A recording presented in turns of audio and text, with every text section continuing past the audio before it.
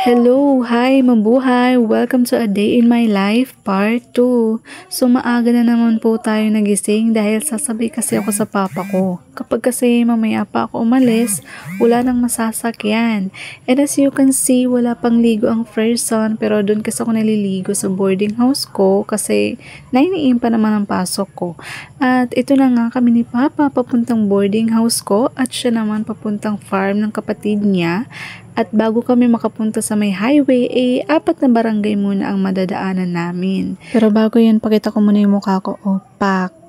Taray ni madam, yung pimple dye, nanlalaban. Tingnan nyo naman mga te kung gaano kaganda yung view ng dinadaanan namin. Ang sarap ng hangin tapos puro puno magkabilaan. Ang saya lang pagmasdan pero paggabi, wag mo nang pagmasdan, baka may makita ka pa. At nakarating na nga kami sa boarding house ko, tapos naglakad na ako papasok ng Lagusan. Tapos tinawag ako ni Papa kasi binigay niya sa akin yung avocado, kamsamida abuji. At eto na nga ako sa Lagusan ng aming kwarto, buksan muna natin yung ilaw. Ayan, then charan, surprise! Tapos naman ilalagay ko muna ang aking bag sa ibaba at magsusuot muna ako ng tsinelas. Pagkatapos naman, kinuha ko yung tinapay na nilagyan ko ng peanut butter kanina. So, ayun, lalabas muna ako at doon ko kakainin. Tapos ayun, tambay muna tayo mga 2 hours habang kumakain ng tinapay. Mamaya pa naman ako maliligo. At ito na nga, ayusin ko lang buhok ko. Tapos kakain na ako. Ang sarap talaga ng tinapay kapag mayroong peanut butter, diba? Tingnan nyo naman guys, kung kumain ako parang dalagang Pilipina kasi may camera. Pero pag wala ay naku, mukhang kargador. At tingnan nyo naman guys, nakaligo na ako, nakabihis na, nakapulbo, nakalip serum, papunta na ako sa school. At dahil nga may nakita akong pulis na nagbabantay doon sa may gate, tumawid tayo sa tamang tawiran. Pero kapag wala, tumawid pa rin tayo sa tamang tawiran. Talaga ba, Ariani? At eto nga, nakatawid na ako, on the way na ako sa classroom namin. Malapit lang naman yung room namin, dyan lang, tapos na-late ako. At minadali ko na nga ang paglalakad ko kasi feeling ko late na talaga ako. Parang ako na lang yata yung inaantay. Tsaka baka andyan na si ma'am, pero pagpasok ko, charan, wala pa si ma'am. At pagkatapos umupo na ako at inayos-ayos ko muna yung buhok ko. So nakita ko naman yung classmate ko na parang chill lang pero alam ko sa loob-loob niyang kinakabahan yan. So cheer ko muna siya. Go Annalyn, fighting! Tapos patawa-tawa na ako dyan kasi tapos na kami mag-title hearing. Nakakakaba din kaya kahit title hearing pa lang ng research. Kaya I feel you guys. So ayan, pinakita ko na sila. Medyo mga chill lang yan sila pero deep inside yung mga puso nila gusto nang lumabas. So ayun nga, dumating na nga si ma'am at nag-start na din yung title hearing. So makinig muna tayo, magpanggap, charot. At pagkatapos nga ng title hearing namin, magre-retouch muna ang ante nyo.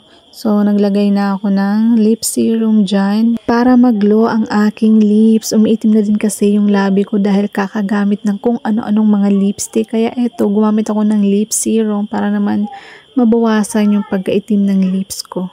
Pagkatapos ko nga mag-apply dyan ng lip serum, nanghingi ako ng tissue kay Bambi. Ang provider ko ng tissue kapag wala akong tissue.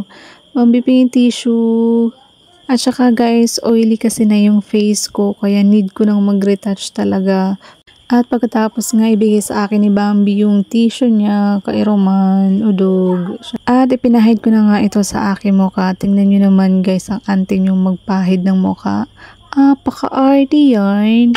At pagkatapos ko nga magpahid ng tissue sa aking mukha, kinuha ko na tong foundation at in-apply ko na sa aking mukha para looking fresh mamayang hapon. By the way guys, kumain na nga po pala ako dyan. Wala lang, gusto ko lang i-share. Arty-arty yung maglagay. Ganda yarn. Ganda ka te, ha? Tsaka ewan ko lang kung tama ba yung paglalagay ko yung ganyan-ganyan. Hindi ko kasi alam yung step by step. Basta ganyan na yan. Tingin muna tayo sa salamin kung perfect na. Okay na. Pwede na. Okay na to. Tapos, tingin muna sa camera. Maglaro muna tayo ng ganda-gandahan. Tapos, kakanta pa nga ako dyan sa akin wala yung mali siya. Lumapit siya sa akin mali siya. Uy, ambot sa imuday. Tapos, bumalik tayo sa ganda-gandahan. Pak, ganda ka te, ha? Ganda yarn. Tapos, kanta tayo. I wanna rock your body. At pagkatapos ko naman maglaro ng ganda-gandahan, nakipag-chismis muna ako sa aking classmates.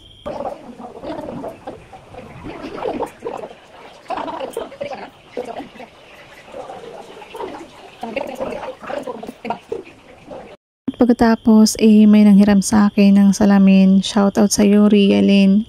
Tapos naman pupunta kami sa second floor kasi lahat ng fourth year ay may meeting. At nandito na nga ako sa second floor. Wait lang, flex ko lang yung mga nasa likod. Pati na din yung katabi ko. Shoutout, Noli. At dahil wala pa nga si ma'am, mag-video muna ako. Oh, ayan, Noli. Pakita ko na din si Rialyn. Tcharan! So ayun, habang nakikinig ako ng meeting para sa internship namin, inaantok talaga ako. Habang tumatagal, inaantok ako. At sa wakas, natapos na din yung meeting namin, pero pinaupo uli kami kasi mayroong pang sasabihin. At natapos na din sa wakas yung meeting, so eto na ako, naglalakad na ako pababa. Medyo traffic, kaya magdahan-dahan lang tayo. Uwi na talaga ako kasi inaantok talaga ako. At nakita ko nga yung mga classmate ko na nauuna na, kaya uunahan ko sila. At pinasakay nga ako ni Rialyn. Thank you so much, Rialyn, for being my driver. At dito nagtatapos ang aking A Day in My Life Part 2. Thank you guys for watching. Bye!